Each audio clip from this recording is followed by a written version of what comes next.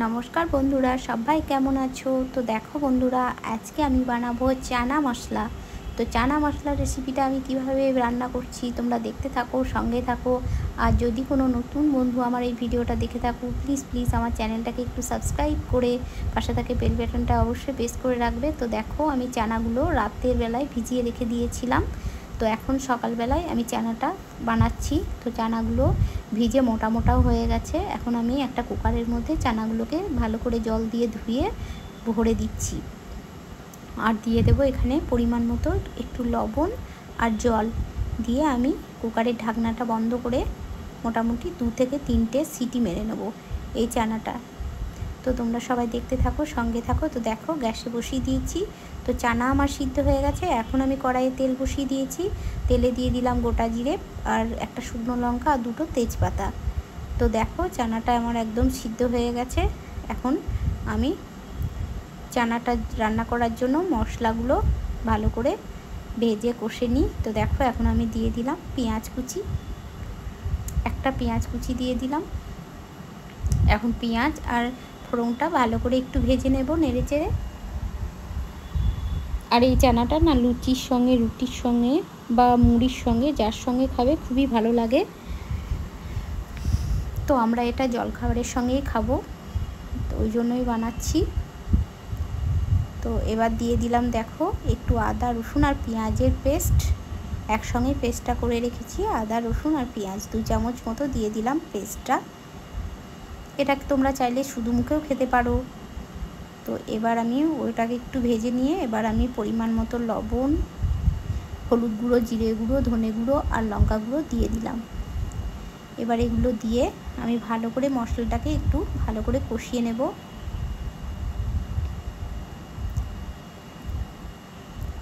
এই সময় আঁচটা একটু কম করে দিতে হবে, নইলে মশলাগুলো পুড়ে যেতে পারে। অল্প আঁচে মশলাগুলোকে কষিয়ে নিতে হবে। আর একটু দেখো জল দিয়ে দিলাম আমি, তাহলে মশলাটা ভালো করে কষা যাবে। তো জল দিয়ে ভালো করে নেড়ে চেড়ে মশলাটাকে আমি কষিয়ে নেব।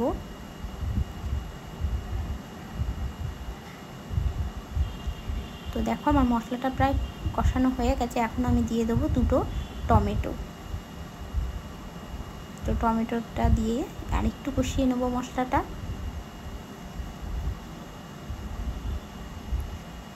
তো দিয়ে দিলাম কয়েকটা কাঁচা লঙ্কা চিড়ে, তাহলে বেশ ঝাল ঝাল হবে চানাটা খেতে। তোমরা চাইলে লঙ্কাটা নাও দিতে পারো, যদি ঝাল পছন্দ না করো তোমরা। তো লঙ্কাটা দেওয়ার পরে ভালো করে কষিয়ে নিচ্ছি মশলাটাকে। তো দেখো, আমার মশলা মোটামুটি কষানো কমপ্লিট হয়ে গেছে। এবার আমি সিদ্ধ করা চানাটা জলটা একটু গেলে ফেলে ভালো করে মশলার সঙ্গে চানাটাকে কষিয়ে নেব। তো দেখছো, আমার মশলা মোটামুটি একদম কষানো কমপ্লিট।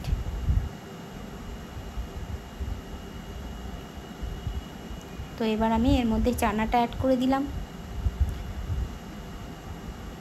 তো চানাটা অ্যাড করার পরে এবার ভালো করে কষিয়ে নেব মশলার সঙ্গে, একটুখানি নেড়ে চেড়ে।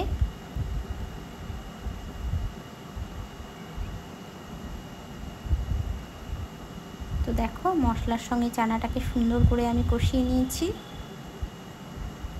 এবার তোমরা যেরকম অনুযায়ী মানে ঝোল রাখবে চানার মধ্যে, সেরকম অনুযায়ী জল দেবে। চানাতে খুব একটা বেশি ঝোল ভালো লাগে না, একটু পরিমাণ মতোই ঝোল দিতে হবে। যদি কেউ ঝোল পছন্দ করো তো একটু জল বেশি দেবে, আর যদি ঝোল না করো তাহলে অল্প একটু জল দেবে। তো দেখো, চানা একদম আমার কষা কমপ্লিট। এই দেখো, মশলার সঙ্গে চানাগুলো একদম কত সুন্দর মিশে গেছে। এখন এই সময় আমি একটু জল অ্যাড করে দেবো চানাটার মধ্যে, আর একটু কষিয়ে নিই, তারপরেই জল দিয়ে দেব। তো এই দেখো, এবার জল দিয়ে দিলাম। যে গরম জলটা ছিল আমার চানা সিদ্ধ করা, ওই জলটাই আমি দিয়ে দিলাম এর মধ্যে।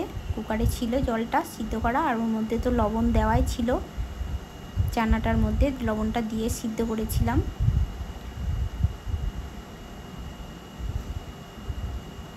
তো তোমরা একটু চেখে দেখবে যে লবণ টবণ ঠিক আছে কি না। যদি ঠিক না থাকে একটু লবণ দিয়ে দিতে পারো। তো আমি ওপর থেকে একটু ভাজা গুঁড়ো মশলা আর একটু গোলমরিচ গুঁড়ো দিয়ে দিলাম। ভাজা গুঁড়ো মশলা আর গোলমরিচ গুঁড়ো আর একটু এখানে দিলাম গরম মশলা। তো সব কিছু দেওয়ার পরে একটু ভালো করে নেড়ে চেড়ে নিলাম। ভাজা গুঁড়ো মশলাটা দিলে না চানাটার মধ্যে খুব সুন্দর একটা ঘ্রাণ ওঠে, সেন্ট ওঠে, বারবার চানাটা খেতে খুব ভালো লাগে। তো এবার আমি দেখো আমার একদম চানা কিন্তু রেডি বন্ধুরা।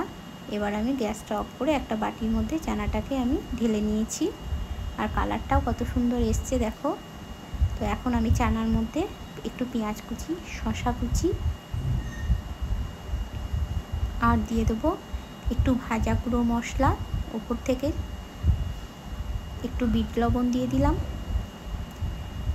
এবারে একটু ভাজা গুঁড়ো মশলা দিয়ে দিলাম আর একটু লেবু দিয়ে দেবো। তোমরা চাইলে একটু তেঁতুলের পালও দিতে পারো। তো আমার কাছে লেবু ছিল ওই জন্য আমি লেবু দিয়ে দিলাম।